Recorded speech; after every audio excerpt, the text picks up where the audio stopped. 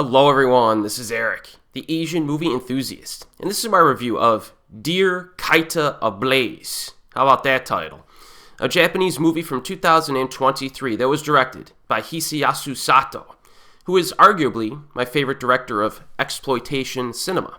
This film, though, is more of a weird art house drama. So the following plot synopsis was taken from the International Film Festival of Rotterdam. Murayama Kaita, a Japanese painter, novelist, and poet, died in 1919 at the age of 22, leaving behind an impressive and time-defying body of work. In his most recent film, Hisayasu Sato offers a surreal, time-crossing, meta-layered essay on the artist, his originality, and his legacy. Dear Kaita Ablaze brings together a young woman named Azami, who is obsessed with Murayama's painting, a young man, Saku, who can hear unusual frequencies and claims to be Murayama himself, or his spiritual imprint, as well as a quartet of young performers with psychic abilities. They bond over Murayama's work, which they recreate in performative dance while driving to a mysterious cave called Agartha. Well, it's quite a mouthful for a plot synopsis. It's definitely a weird synopsis for a film. Now, one aspect the synopsis did not mention is that there's also a mysterious voyeur who is stalking our protagonist. He has a pair of binoculars, a black mask, and a leather outfit, so it's kind of like another separate subcomponent to the film.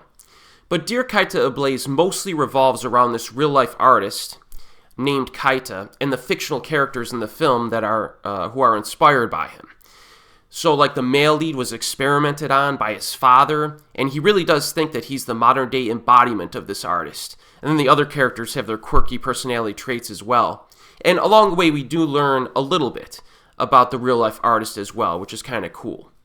Now, Sato explores all of these themes and characters in somewhat unconventional ways. This really is like an artsy-fartsy movie, for lack of a better term. The story is kind of avant-garde, a little experimental to a degree, but it's also oddly engaging and easy enough to follow, until it partly kind of goes off the rails during the final act. After the film ended, I was asking myself, what really was the point of the film, right? Maybe this was simply an homage to this real-life artist with some cool visuals and some interesting character interaction. And if that was the intent, I would consider it a success because I did enjoy watching this. However, I did have some trouble interpreting some of the content specifically because it was expressed in a poetic manner at times. You do get normal conversations in this for sure, but some of the dialogue, the monologue, and the performance dances themselves are a bit enigmatic and poetic. So, and this is also true of the ending of the film. So, be prepared for some ambiguity in this if you choose to watch it. It does have a number of interesting and unorthodox moments, though. There are some direct discussions about Kaita's works here. The handful of short performance dances are maybe a little bit cheesy, but they do add a unique element to the film. They actually reminded me of those play recitals from the horror film Eiko Eiko Azarak 3. Then you get the psychic elements and the technological aspects, like recording sounds and visuals and stuff like that. They're pretty cool, and they do hark back to Hisayasu Sato's earlier films. Very odd mix of stuff in this, but it did maintain my interest. Now, this is not a horror movie, but it is slightly creepy at times, with the psychic stuff, like this dead artist is somehow communicating with the male lead at times. And there's also some sensuality present, but nothing graphic. Some cool visuals on display as well, like shots upward of the city skyline. Possibly Shinjuku was showcased in this. You get shots from the voyeur's perspective through his mask.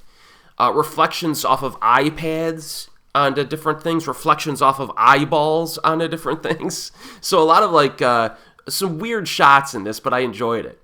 You get some nice natural environments too. Some oceans, skies, forests, and caves. But the urban locales are probably showcased the most, but nicely captured. So this is kind of hard to describe the movie, really. But Dear Kaita Ablaze, even though I'm not sure I could strongly recommend it because it's so artsy-fartsy, and somewhat difficult to grasp, I do recommend it. You know, if you want something different, or if you want a more dramatic film from this primarily exploitation horror director, give it a go. I did enjoy this. Definitely more for the adventurous, though, I would say. But again, I'm a huge fan of the director, so I'm biased. Now, it's currently available on Japanese Blu-ray with English subtitles. Japanese Blu-rays are expensive, though, so you may want to wait and see if it pops up on Daily Motion at some point. But if you end up watching this, let me know what you think. It's definitely a weirdo movie. And as always, folks, I'll see you next time.